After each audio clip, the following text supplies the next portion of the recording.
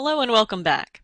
Today we're going to cover the Chapter 1, Part 3 lecture on the nature of science. You should use the information in this lecture to complete the Chapter 1, Part 3 guided notes and pre-class quiz. All of this should be completed before you come to class.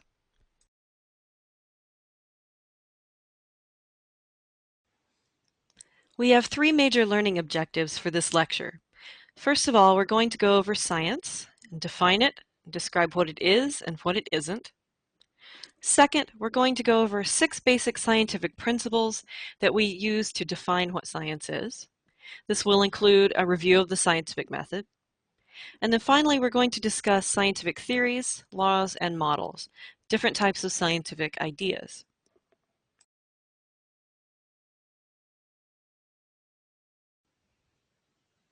So first, let's just start with a very simple definition of science. Science is the systematic study of the observable world. Science is a way of thinking, and it's a way of looking at the world that is very logical and systematic. So it depends very much on reason, and there's a sort of series of steps you go through when you think about a scientific problem. And this way of thinking is very organized. Science also represents a body of knowledge. You're going to begin learning this body of knowledge in this class. And the knowledge that we get from scientific pursuits are based on experimentation and observation. The knowledge that we gain from science, we say, is objective for that reason. Now, why do we perform science? Why think scientifically? Well, as with many schools of thought, the main purpose of science is to try and make sense of our environment. We're trying to figure out what is true and what is not true and make that all make sense.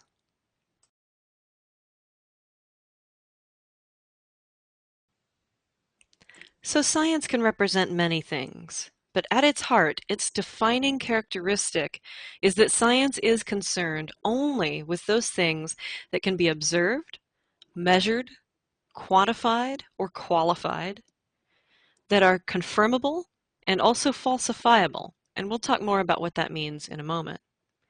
For instance, if you look at this little boy observing this butterfly, he can make quantifiable observations by making measurements, by counting the scales, by counting the legs.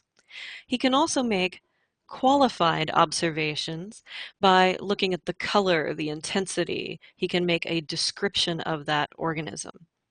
It's not what he feels about the butterfly or what he believes about the butterfly, it's what he can observe. So in science, our conclusions are based upon experimentation, data, and replication. That means that we can perform an experiment more than one time and get similar or the same results.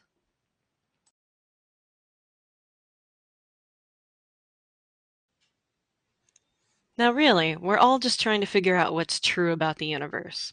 Science is one approach to trying to figure that out, but there are many other schools of thought, and some of these include non-science, and religion does fall under this category. So what's the difference? Well, whereas science depends on things that are observable, measurable, and quantifiable, non-scientific schools of thought do not depend on evidence. Non-scientific schools of thought depend instead on this word, belief. Now think about what belief means. A belief is an idea you have, something you think you know, and you will think that you know this thing regardless of whether you have any evidence or not. And in fact, think about it. Oftentimes people will cling to their beliefs even harder when evidence is presented that contradicts it. So belief does not require proof. It does not require evidence. Now that's fine. Schools of thought such as religion have a very important place in human culture and in human psychology, so I'm certainly not saying they're bad. But they are a different way of thinking, and they are not scientific ways of thinking.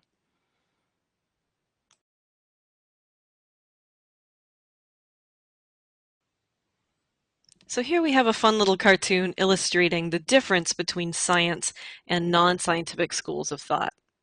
We have these two scientists and they're discussing their research, and the one, of course, is saying, well, I can't actually verify the radioactive decay, but I know it's there because I feel it deep inside me.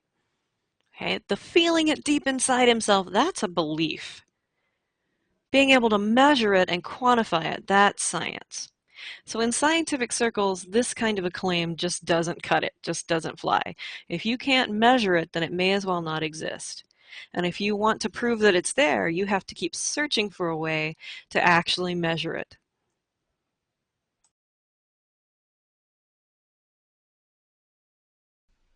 In addition to being based on observation, scientific claims must be falsifiable or able to be disproved under particular conditions. In science, a hypothesis asserts that there is a relationship between two things. That if A is true, for instance, then we will observe a certain change in B. For example, I might assert that bleach stains all clothing. So if I pour some bleach on some clothing, I should see it bleach out or stain or turn white. However, in order for this claim to be considered scientific, there should be a set of conditions by which we can disprove this hypothesis. In this example, we might say that if we pour bleach onto some clothing and it does not stain, it does not turn white, then that claim must not be universally true. We can both prove this hypothesis and disprove it under certain conditions. Now, not all claims meet this criteria. In the cartoon, for example, the guy is claiming that purple walruses can be found on Pluto. Now, we have no way of either proving nor disproving this claim. So that claim is not falsifiable. There's no way to disprove it. A lack of evidence does not constitute evidence in science. So that claim is not considered scientific and should be approached with some skepticism.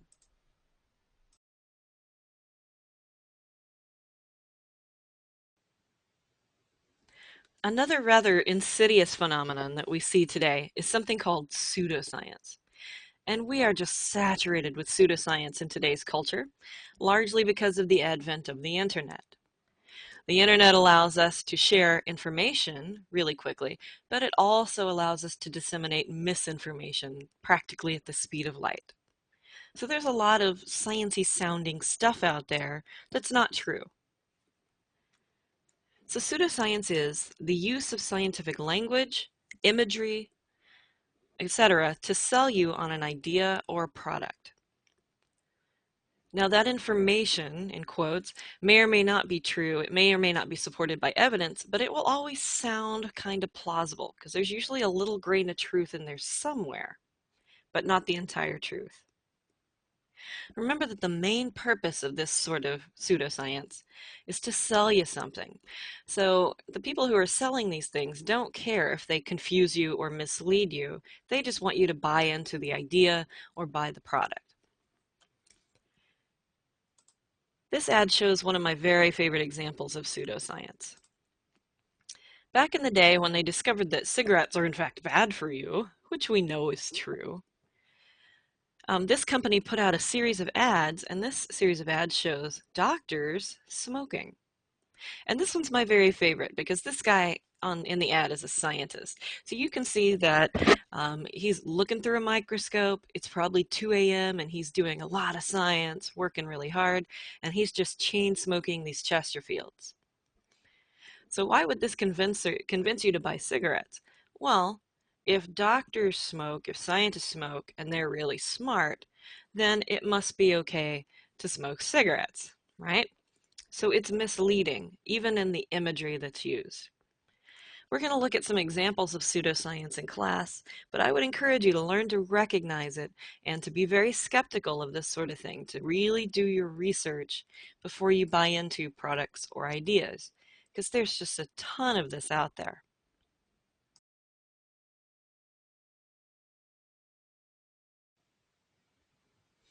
Now, an important skill for you as budding scientists and also as consumers is something known as critical thinking. Critical thinking means that you are able to evaluate the quality of information that you're presented with. So I want you to practice that in this your turn, and you'll find this your turn on the guided notes as well. Here we have a really interesting product. There are many beauty products out there that include this ingredient called snail gel, and essentially it's snail mucus from a very particular kind of snail. And it's supposed to moisturize the skin and kind of youthify the skin. Now, before you buy this product, I want you to ask some questions about it. So I want you to come up with several questions, things you want to know about this product that you would answer before you go out and buy it and put it on your skin. So brainstorm that, write down your answers, and then bring them to class and we'll discuss them.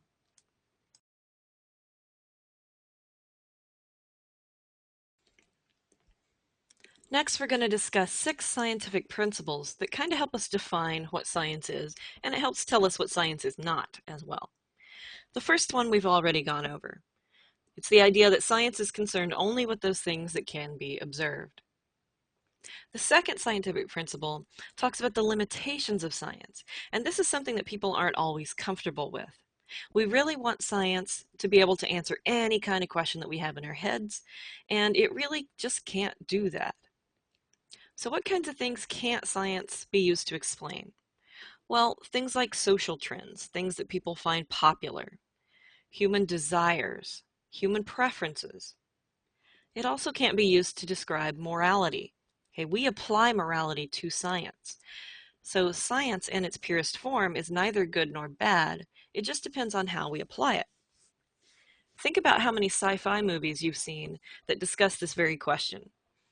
Okay, we can create these self-intelligent robots and they can do these wonderful things for us. But what are the moral implications on that? You know, if the robots turn on you and try to kill humanity, that kind of thing, we question that all the time.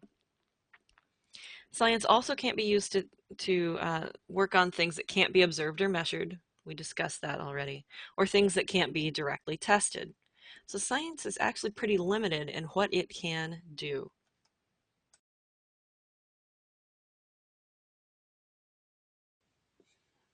You'll find this your turn on your guided notes. And what I'd like you to do here is to examine these different questions and really think about them and tell me which ones you think could be answered scientifically and which ones really can't be answered scientifically. As you think about each one, think about, do I have a way to test or prove this? Is there a way to falsify this? Can I disprove it under the right conditions? Okay, bring those to class and we will discuss them.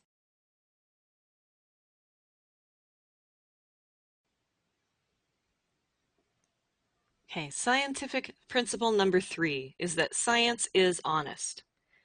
That means that if you're reading a scientific paper and looking at some data, that data has been presented honestly and truthfully, that those numbers reflect reality and haven't been fudged and haven't been presented with bias.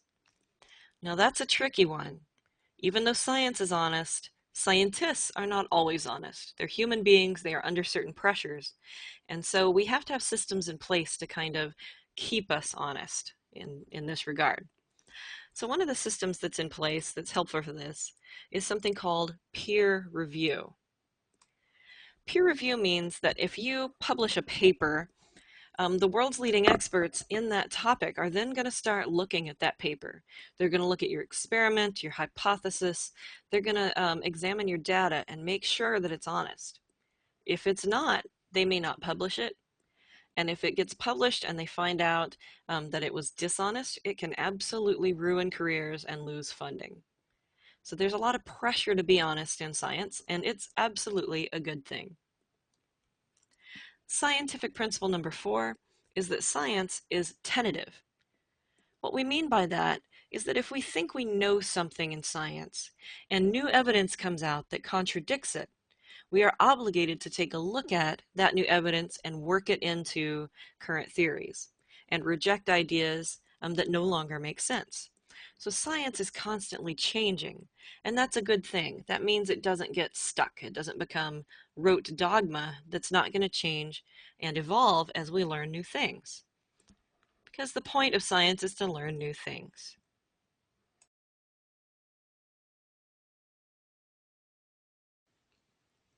Scientific principle number 5. When we answer a question in science, we use reasoning and a specific set of steps to answer that question. And we call these steps the scientific method. We'll be going over the steps of the scientific method in detail in just a minute.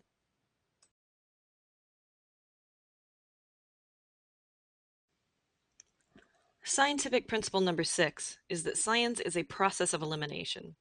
So we like to think of science as being this process where we try to prove things and we feel good about ourselves. But really, failure is a very important part of the scientific process. Let me give you an example.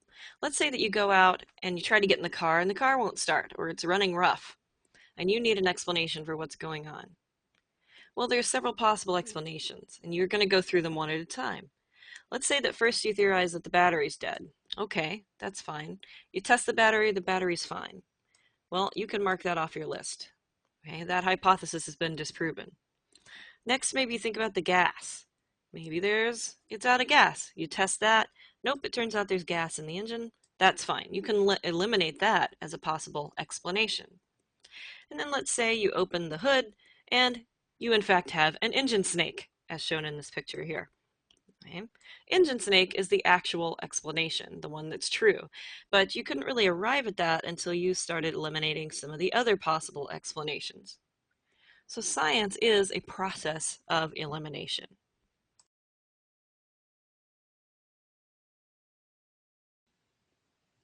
Now that we've discussed the 6 scientific principles, I want you to do your next year turn. In this year turn, you're going to use